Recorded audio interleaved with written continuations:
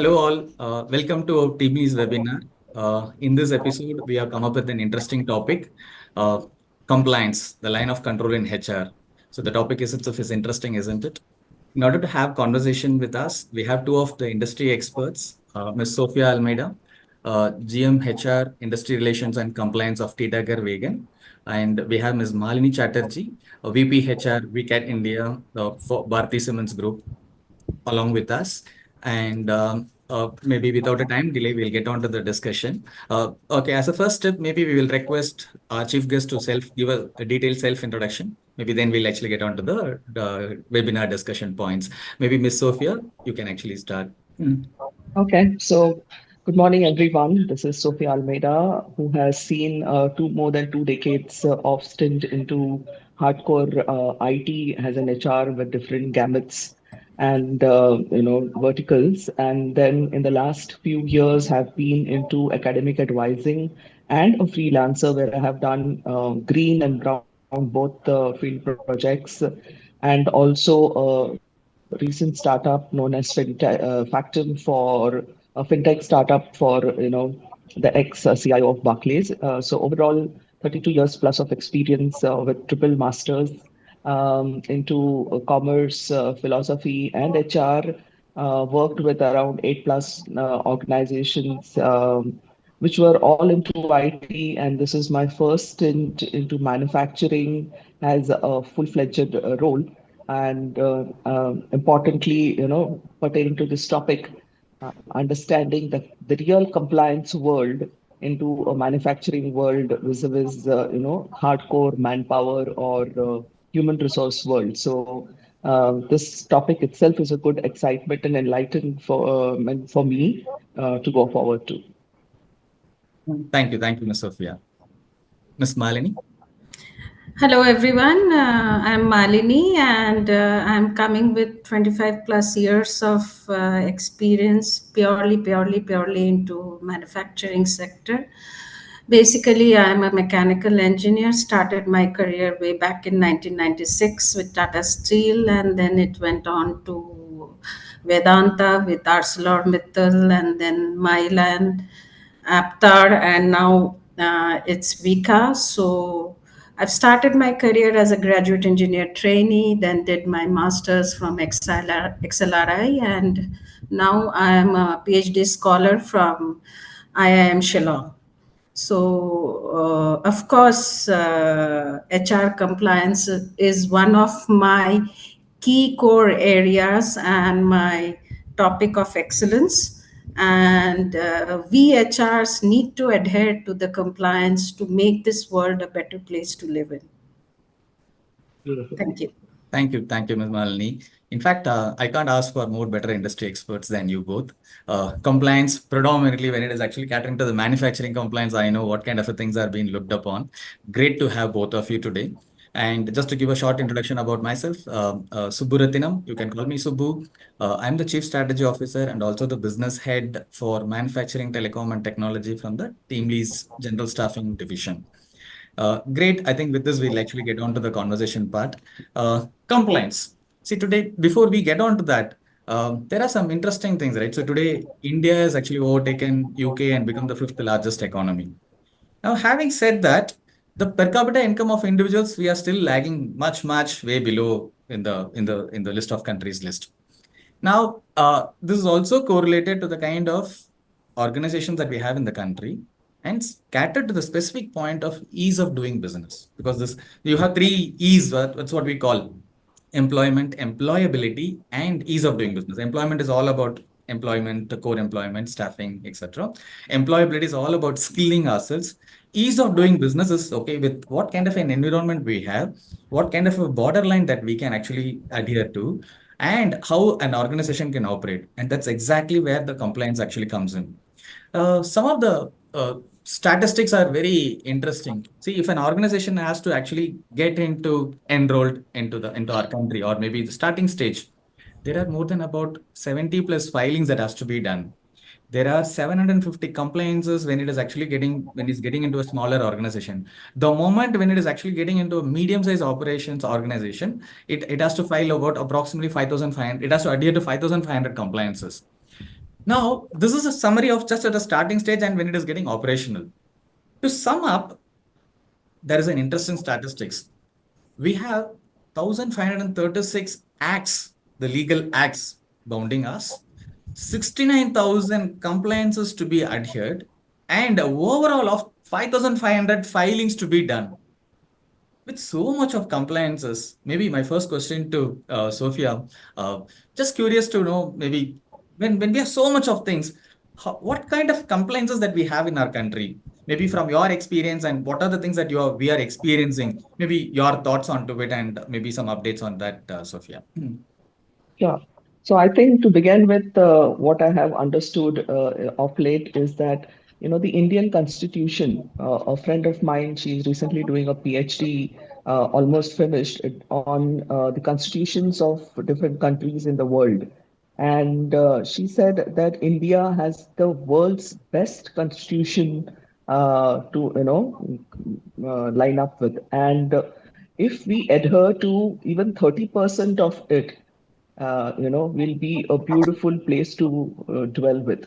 And I think the same, sentiments flow into the world of compliance, that all this has been designed for the element human being to be in the most, best situation emotionally, physically, spiritually. I think in totality, has a start to end journey of him or her into a personal and professional balanced life in an organization. It's only unfortunate that we just look at the prioritizing of mandatory or so-called the compliances which don't put us into penalties, and that's the sad part of it. But we all here to do our basic fundamental actions, and so therefore I feel that this entire gamut of compliance is into four different categories. One is critical, high, medium, and low. And of course, critical is where we talk about equal employment opportunities, where we are talking about we not being biased about anything, where there should be appropriate diversity. There should be no inadequacy of training. But yes, though being critical, we all know how much we comply on paper and comply on person. Second is the labor law compliances. So same, I think this is something which is more closely adhered to, because here there is more of vigilance and governance from the government point of view. Data protection, again, I think today having the importance that it is, I think is picking up automatically a sense of urgency and sensitivity, and getting its importance unlike what it was in the past.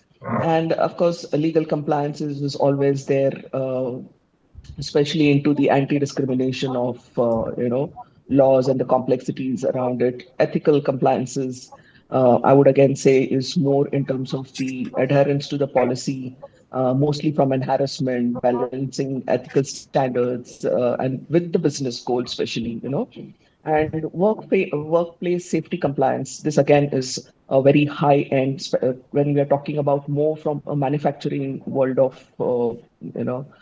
compliance, where we are dealing with hazardous machineries and the complacencies and the training that is so much needed, or the need of the hour for it. Then the employee benefits, I think we all do it well as a primary thing. HR policies, I think we do primarily pretty well. So I think from HR policy onwards, I would categorize them into medium level, because though those are the basic frameworks or fundamentals for us, be it attendance policy, leave policy, performance evaluation, all of that. I think that is the entire heart of the compliances that has HR professionals we always blindfold go on to. Workmen compensation compliance that we adhere to, unemployment insurance compliances, family and medical leave compliances, and of course the employment contractual hire part that we do. So I think that also brings a lot of big list of compliances as a backend, where it then molds into a regulatory reporting kind of a thing. And like I said, training and development definitely is the high thing. And though health and safety compliance should be the topmost priority, unfortunately, it goes as a low priority for us. It's more of the checkbox that we try to do, or the basic maintenance, depending on, like you said, alignment of business goals. So if there is a issue, then there is a lot of focus on it, and then we become a little stricter around that area. Um, so from my end, I think it's more of a mixed feeling. And the last and not the least is the employee handbook. That is the biggest compliance that we all need to have all the time going, which definitely then, sums up with the record keeping from an audit compliance point of view. So to me, I think these are the various types of compliances from an organizational, world. Thank you, Sophia. I think you gave a very different perspective of categorizing into a critical, high, medium, and that actually sounds it off, because even the compliance impact, whatever, obviously we are actually going to have a discussion around that, actually has a similar kind of emotional aspect. Oh, okay, what are the ones? Because I clearly know that, okay, some of the compliance non-adherences has an imprisonment actually as well. So yeah, I can. So the way you bucketed, that is, maybe Ms. Malini, would you like to add anything more to whatever Sophia said, maybe from your perspective? Yeah, coming to the core manufacturing perspective, statutory compliance means adhering to the laws and regulations of set by the government and the regulatory bodies. It ensures that manufacturing of operations are conducted within the legal and the ethical framework. So there are few key compliances which we need to adhere to being a part of the manufacturing setup. First, as Sophia has already enlightened us on the occupational safety, health and administration standards, we call it the OSHAs. These regulations cover a broad range of safety and health concerns, including workplace hazards, personal protective equipments, and the emergency preparedness. Then we have the environment, health, and safety compliances. This involves the guidelines that prevent environmental damage and ensure that worker have the safety to work in that organization. Then there are certain environmental regulations also, regulations controlling the pollutions to air, water, and the soil. The examples can be the Clean Air Act, the Clean Water Act, what we have as a part of it in India. Then there is the waste management compliance also, proper disposal of waste and the recycling of the hazardous waste. Like when you see, if you go to a battery factory, how do they recycle? You have a buyback system where you can give your old batteries, your car batteries, and you get a new one, and in that you get some discounts because they have signed the memorandum of agreement with the government of India to recycle the used batteries. Then there is, of course, the labor laws, which all of us are governed with it. It's the which governs the state-wise Minimum Wages Act, overtime pay, record keeping, and youth employment. I think it is called FLSA, Fair Labor Standards Act. Then we have the employment contracts with compliance with the labor laws regarding the contracts and the working hours and the conditions. Then coming to manufacturing, we have the quality standards also. That's also a part of the compliance. They are the ISO certification, regulatory approvals. When you come to a manufacturing of the pharmaceutical units, we are covered by the FDA and the EU Act, because India is the highest exporter of manufacturing drugs. It's one of the key drugs that we are exporting. Then, of course, all the industries need to abide by the tax regulations, and we are all covered by the GST. That's also a part of the compliance. So coming to these, to add a few which Sophia mentioned, and I added a few which I feel is a necessary part. Then if we then we- there we have the Data Privacy Act, which all the industries need to adhere to, and the consumer protection laws. So these are the few compliances which we are governed being a part of the Indian manufacturing sector. Thank you, Malini. I think you slightly went deeper into that. In Yeah, fact, she was actually the proper, icing that she put on the full pudding.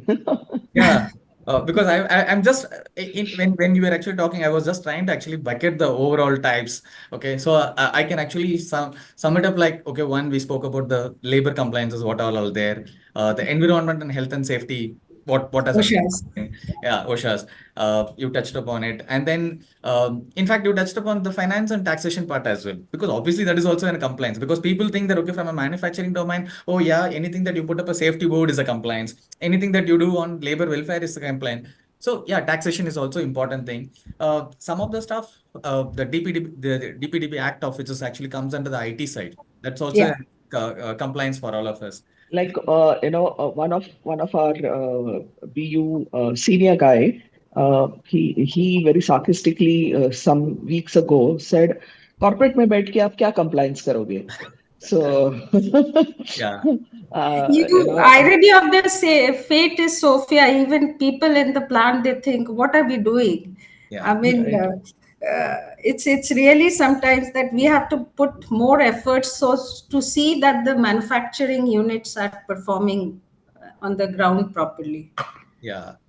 In fact, jokingly, I always say this whenever we have this conversation on compliance. See, we all know that, okay, we are actually thorough with the traffic rules and regulations. But when you actually go through that, you will not be able to, you will find that that itself is an ocean. And hardly about a percentage or 2% is no parking board, traffic signals. Other than few things, we will not understand many things. There are many people in the country still they don't understand the pure white line and the breakup of the white lines, where what you can actually do, how you can actually do, etc., etc. So compliances are like this. There are so many things which are actually not visible, but you will have to actually bounded by that, and you'll have to understand that the entire organization has to be compliant to it. Great, great. I think we spoke about this particular in kind of a types. We were actually trying to bucket it. Slightly adding one more point onto the statutory, I also see with respect to the payroll compliance, because for core employees, usually there never happens any challenge. But what happens in a contractual labor force is that some of the contractors they don't abide to the kind of the payroll compliancing part, because maybe it's lack of awareness, or maybe so any specific point that you would like to throw, maybe any point on that. We adhere to is like we time and again do audits for our third party vendors, and we educate the contract labor. There's a whole law during the Contract Labor Management Act. Yeah, So we try to educate the contract laborers within the manufacturing premises that are their PF being deducted, are their ESIs being deducted, and are they availing them, and are they adhering to the payroll in structure and punches all. and out punches, so that the data in and data, because we are the principal employer. Correct, correct. So this is absolutely necessary, and we of course take help of legal counsels also sometimes. How to, when some of our contractors, they miss on some compliance, how to abide by it, and how to ensure that they follow the rules, because anything happens, it's Vika India gets rogered. Correct, correct. So we follow these, we ensure these guidelines. Yeah, the reason for this particular question is this falls under the statutory compliance, and one of the biggest breach actually happens in this line of business. Hmm. See, today, we have a total population of about 140 crore. Almost about 55 to 60 crore is the working population. You discount 30-40% who is actually in the agriculture fields. So still you will have another 30 crore easily there. But the people who are registered with Employee Provident Fund, EPF, are hardly about 5.5 to 6 crores. So then, if it is 6 crore and where is 30 crore? So what happens to the balance? Predominantly, it works in the informal sector. And that is where the statutory compliance tops the chart in terms of the challenges. And since we, in the manufacturing domain, we work with more contractors, some of these things are bound to happen. So that was the specific point that I was actually trying to Okay. understand. Okay, great. So, Sophia, just out of, we were actually talking about so much of compliances in the place. Uh, as per you, what do you think are the challenges in getting this implemented and getting it adhered?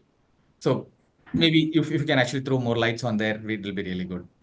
Yeah, so I think basically, like I said, challenges where we give more focus in terms of the basic execution, that is primary execution, vis-a-vis what it should be in terms of the, second level, that is importance of it, right? So one is the checklist and one is the real list that needs to happen. And since we all know it's all business driven, right? I mean, everything relates to the importance of money that is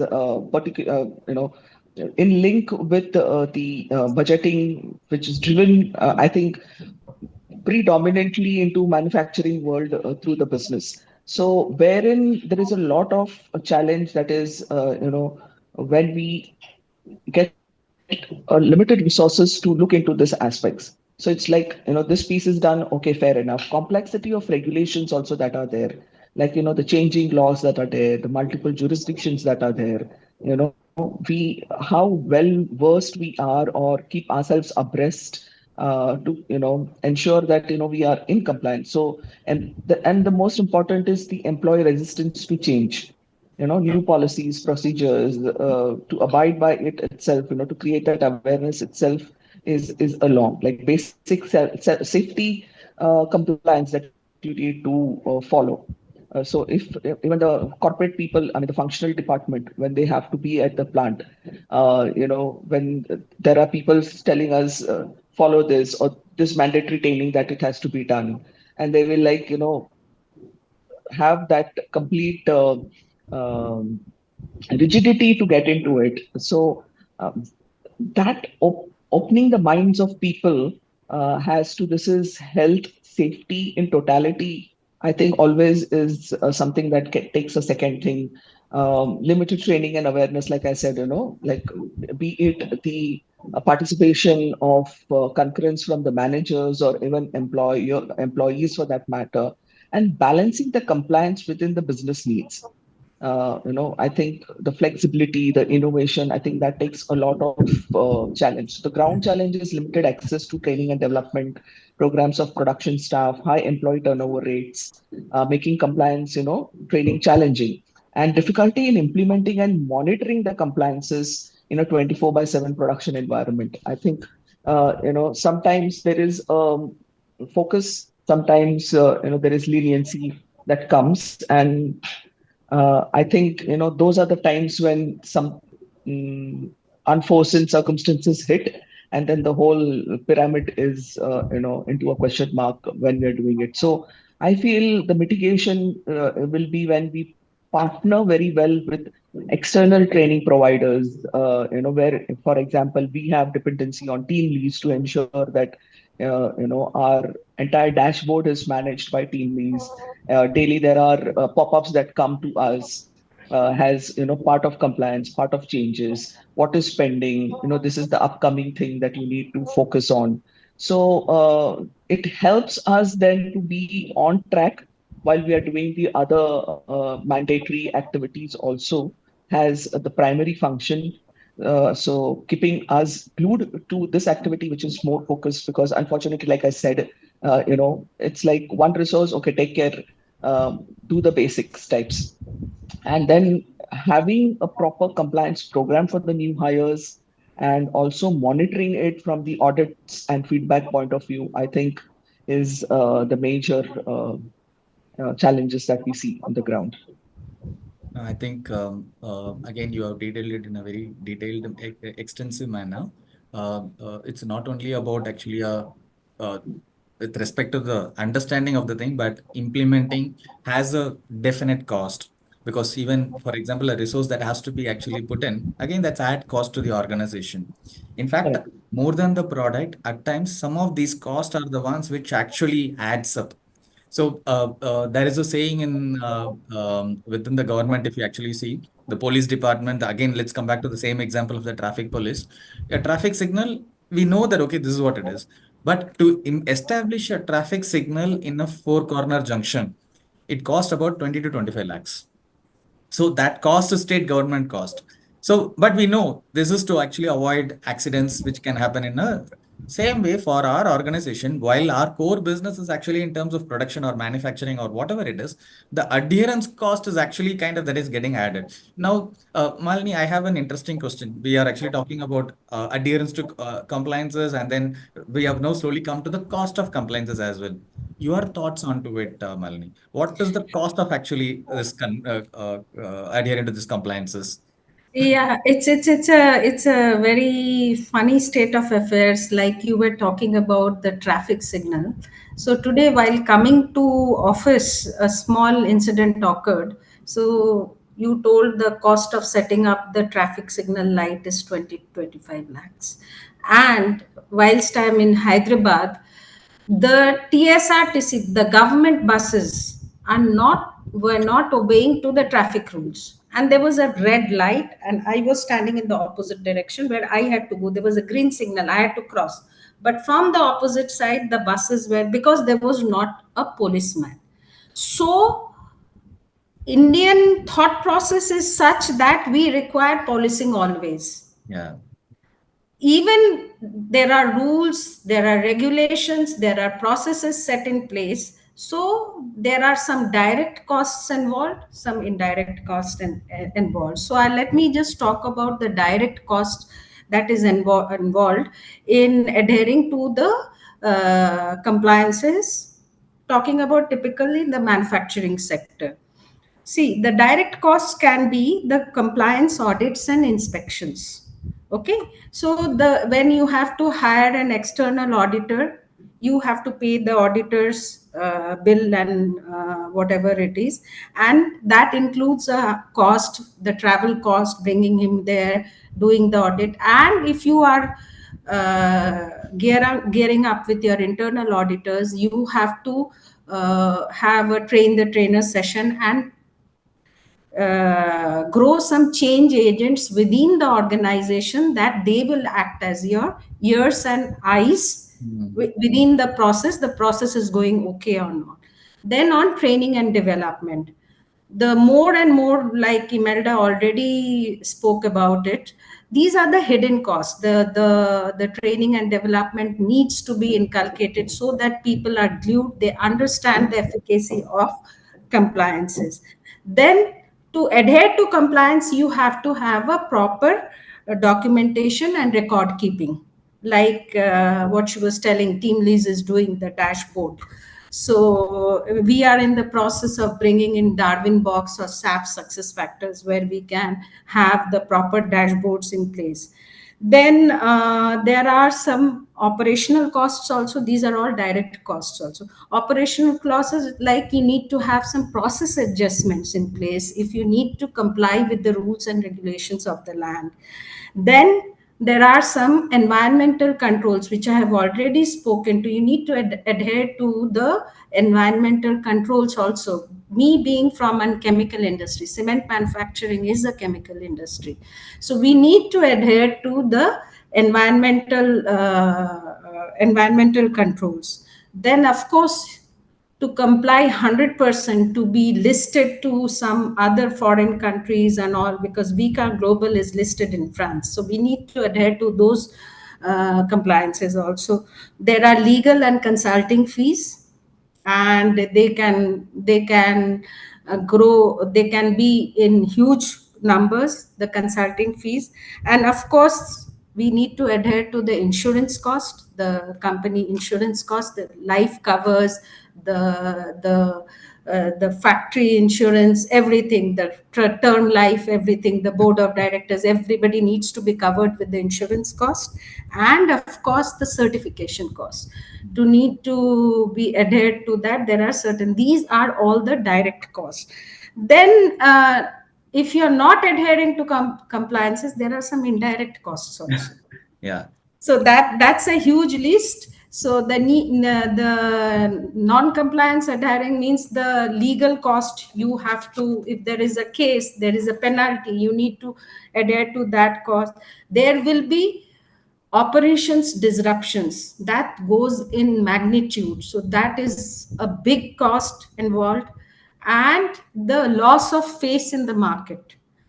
Vika cannot afford to lose a face in the market because Vika below, I mean, is It the affects it. forefathers are Louis Vika, the manufacturer, the inventor of modern day cement. So we cannot afford that. And increased insurance cost, the cost of because of non-compliance, the insurance cost increase, and the remedification cost, the remedies you need to take to come back to compliance route. These are the indirect costs that are involved. I hope I have covered, and I'm taking a lot of time. So No, no. In fact, you have given a very detailed script of what are the direct and indirect costs, which are actually, because nobody would have thought about it. Because from everyone's perspective, maybe before me comments, okay, you were about to say something. no, no, no, No, no. no, no. I'm just speaking on the perspective of manufacturing, but I'm sure in IT, Melda might be throwing some lights. There are more costs because the IT sector, it's human driven, more of human driven. Here, machines, we need to ensure that the machines, the plant and machinery, all are insured. But I'm not sure about the IT sector, which. In IT, I think it is more to do from, the top talent that we can attract by adherence, so the right showcasing means the appropriate top talent that we need. It enhances reputation, and most importantly, the trust building that is there. So that itself creates, or raises the bar of your brand into the market, which is the pool of talent that is like a stock market that we play into.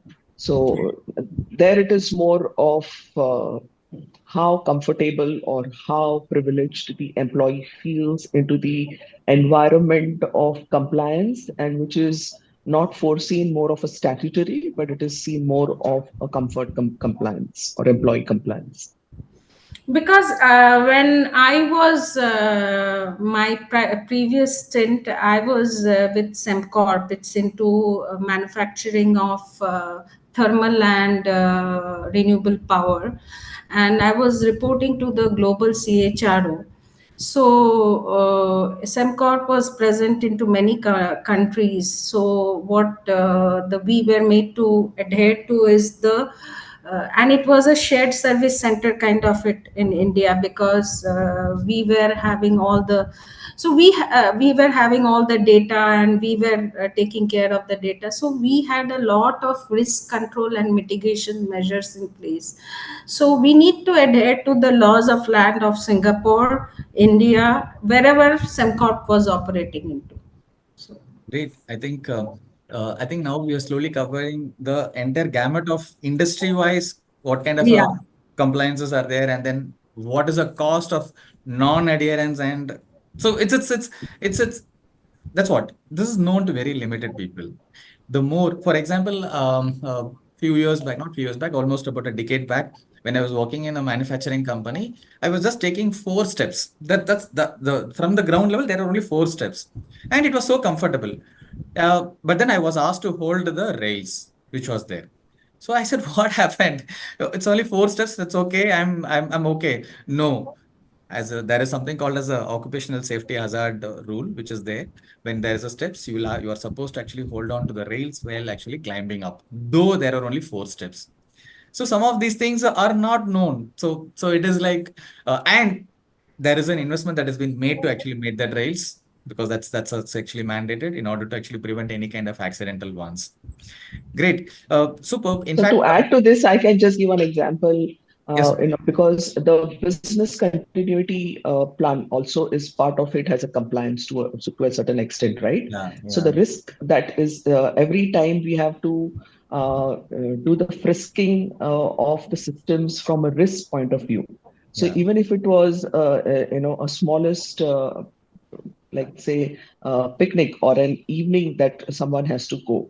So HR has to give the clearance in terms of who are the people they are traveling, what is the risk that is involved, and how that risk can be mitigated. So, for example, if there are, there's a CXO meet that is happening, and if all CXOs are planned to travel together, whether that is allowed, right? So ensuring that there is a split of risk into every aspect of it, be it from the travel, from the stay, et cetera, all of it. So somewhere we also stand as an important, friskers to ensure that the balance of risk is maintained into the organization, visible and invisible both. Yeah. Great point. In fact, I can also value to what Sophia is also talking about. Very recently, about 3 months back, you would have noticed one of the large fintech company losing its license. It was all there in the media. Uh, if you actually look at the core reason, it's actually the compliance. In fact, there is one situation. See, for at least in a manufacturing company, who understands the aspects of the compliances and the adherences are actually being done, it's actually kind of reverse in the case of a kind of a startup environment. We are finding in the pursuit of actually acquiring more business, some of the compliances are getting actually compromised. And it until the day it actually an action is being taken and it costs a lot for the business. This same example of traffic signal, just because there is no policeman, somebody actually always keep moving. And if something happens, then there is a penalty rules coming for everybody in that particular locality. Now, that's the same thing applicable for the industries as well. Because this is a kind of a alarming factor which is actually coming in, and this was expressed by one of the government official that as more and more startup ecosystem is actually coming up, the more and more compliance non-adherences are actually coming in. And if you actually look at the reason, it is lack of awareness. Now, I have an interesting question. Maybe one of you can actually pick it up. When we say that lack of awareness is one of the important factor for actually understanding this, we can term it as a accidental non-compliances. So accidental, because accidental non-compliance is fine. I have actually, I was not aware, but I do not know. So, and it has actually happened to me. So any thoughts on that or anything, how we can actually prevent on that? Maybe any of you from your perspective? Can I take it up? Yeah, please. Sure. Yeah.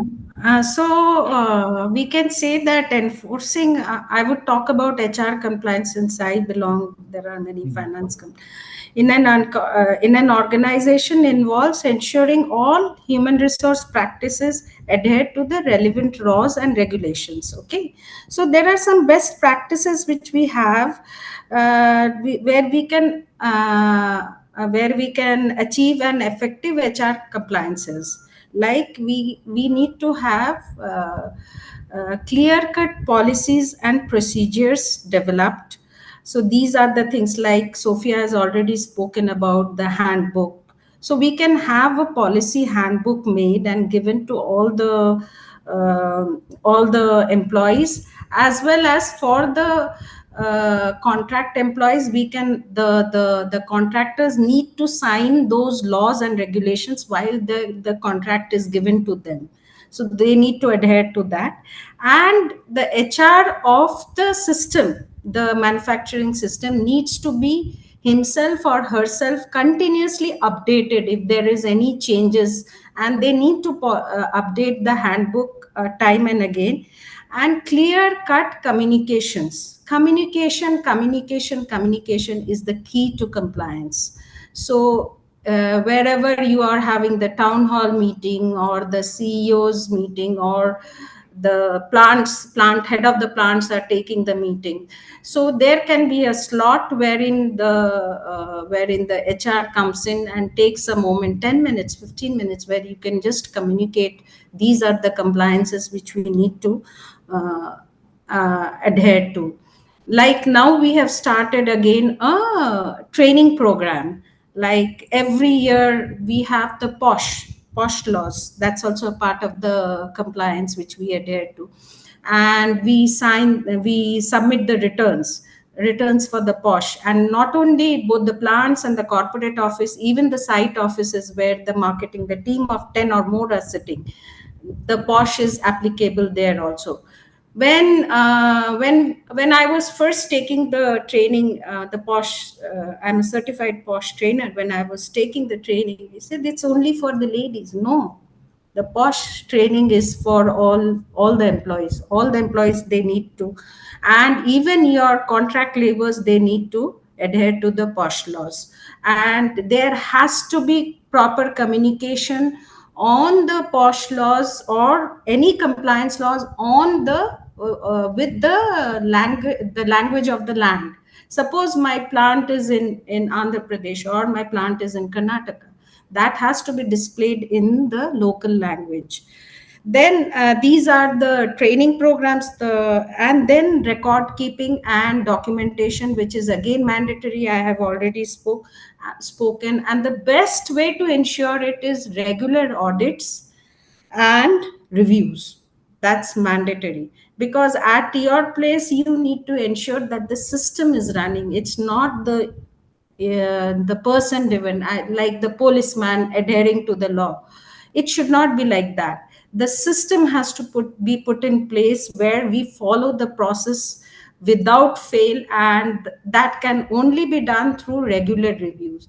So these are the best practices what we can do to ensure that we maintain HR compliances within the manufacturing footprints. Great, Malini. In fact, yeah, Sophia, sorry, you were about to say. I was just going to, balance it out, saying that some of the practices that we used to do in JP Morgan, because there, when we onboard campus or into the entire IT world, it's a herd of people that are onboarded. So out of the 95 compulsory man hours of training that one has to lock into the system, out of which 45 was the statutory compliance hours that one has to get adhered to and certified. What we saw is that people, I mean, freshers, right?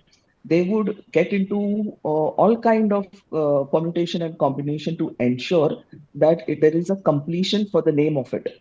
And when we would get into review sessions, there was complete blind spot because the process is running. Go back, though there are questionnaires and there are answers that one has to put in. It is checked, and then because if you give the false answer for the first time, you can go back and then. So that's how somewhere it was more done as a to do for the sake of it. So what we started doing is that every week when we used to do a recap of what has been so far understood by them, we started creating stimulation role plays. So taking one aspect of the modus operandi of any particular compliance, we used to make the groups make a role play. So like if it was a induction batch of say 100, you know 10 each had to give one scenario of compliance. So automatically through that role play, we started ensuring that it was going and fitting into the memory of a person so perfect. And though we had to adhere to the practice that was there on the system, but in person, so it is like theory versus practical. The practical was compulsory, and then it became like a part of practice, and I think today also they follow it. So just a little light on what Malini contributed. Yeah, one more thing, Sophia, to add to your thought process is we can have a proper feedback mechanism in place also, and we can ensure that, and we can have an open door policy for all that which I have put in place, wherein anybody can walk in directly to the CEO's office or say, hey, this is not going right as per the regulation. So feedback is also one of the key EA for communication. So that helps us to know what's going at the ground root level. Right. Perfect. Superb. In fact, I could actually sum up many points on the best practices, the way that we are actually being used to. There is one of my compliance head who used to say, in case if some of these things are not there, none of the auditors will have a job. Because auditors will, so we'll have internal audit team who will actually audit and see whether some of these things are practiced or not. Is there a way? Because over and above, then external auditor will actually come and audit us for whether are we adhering to everything. Then comes over and above, if there are, if at all there is going to be any kind of a notice or a penalty, there that is where the challenge is, right? Then if you actually understand, again we go back to the same point of accidental non-compliances. Oh, I was not aware. You take this for anybody for the first time defaulter of whether it is an individual or from the organization perspective, it actually goes on over there. So one, I think the way you all sum up, both of you summed up, understanding the and stay up to date with that, and then keep communicating this on a regular interval, whether it is actually even it can be of a posh or it can be a Anything. typing of anything. And some of the ways that Sophia highlighted, the role play actually gets embedded into people's mind. Oh yeah, this is exactly has to be done. This is how the practice has to be done. Because from a HR perspective, you can't teach everything to everybody. Because if you teach people and people will also feel bored and they don't, you will actually not get the 100% attendance whenever you organize some of these things.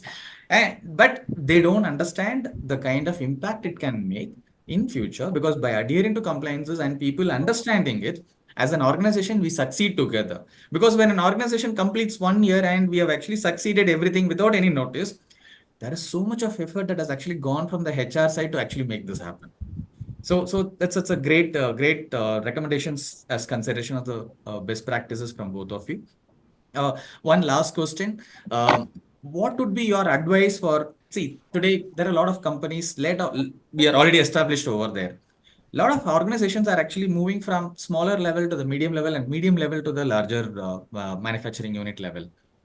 What would be your advice for them so that they can actually practice some of those things and move forward? Can I take it up, Yeah, Sophia, yeah, or are please. you taking up? I think Uh, that's a trend. You start and then you. No, whatever thoughts are coming to my mind, I just will throw, then you can just add. Like what I've earlier told, that for the smaller organizations to adhere to the compliant nature of the land. So, the first and foremost thing is that we need to have set up clear cut policies, clear cut policy.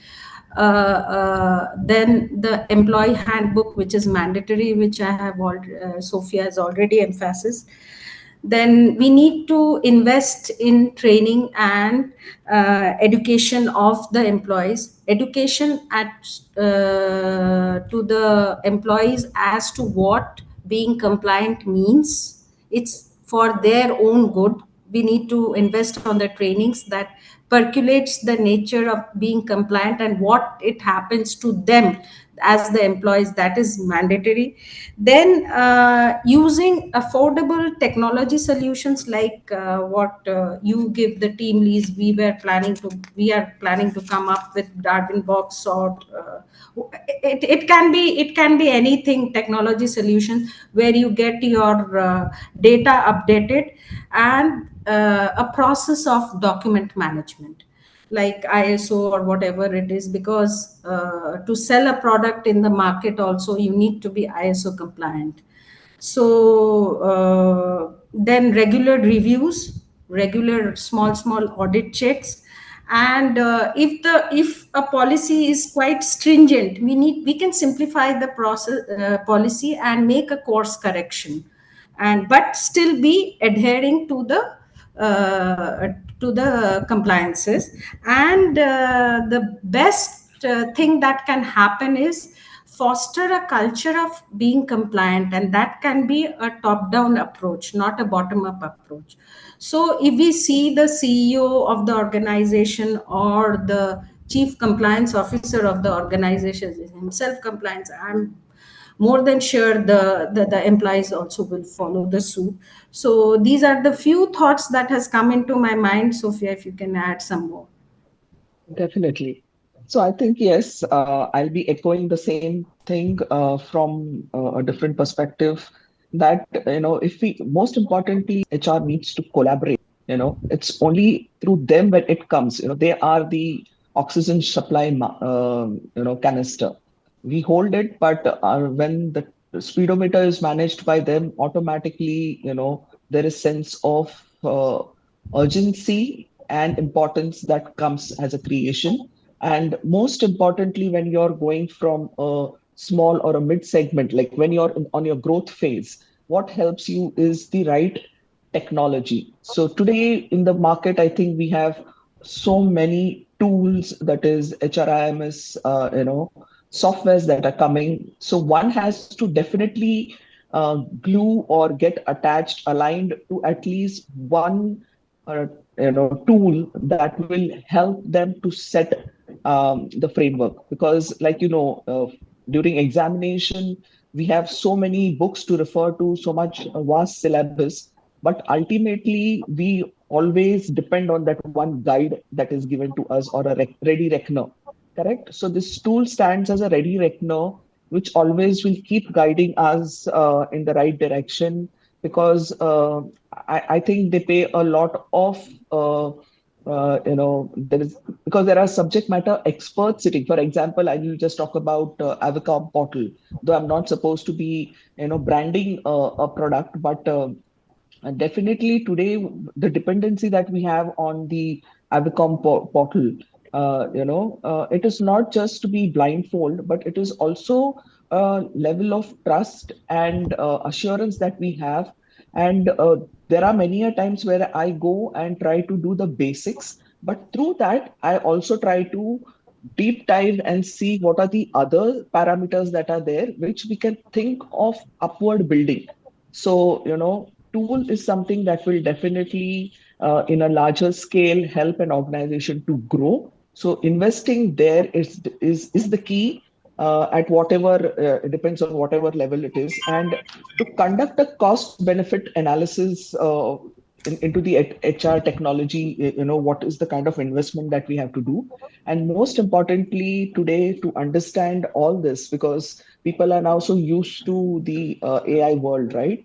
So coming with gamification of small modules or scenarios that will every time. So maybe one small gamification of one compliance, that on maybe fortnight basis, if it is populated into the organization, I think every scenario will automatically get covered, and the sense of belongingness, creativity, importance, safety, all of it, I think, will automatically be part of our interwoven, senses, to be has a complete personal, professional, human being.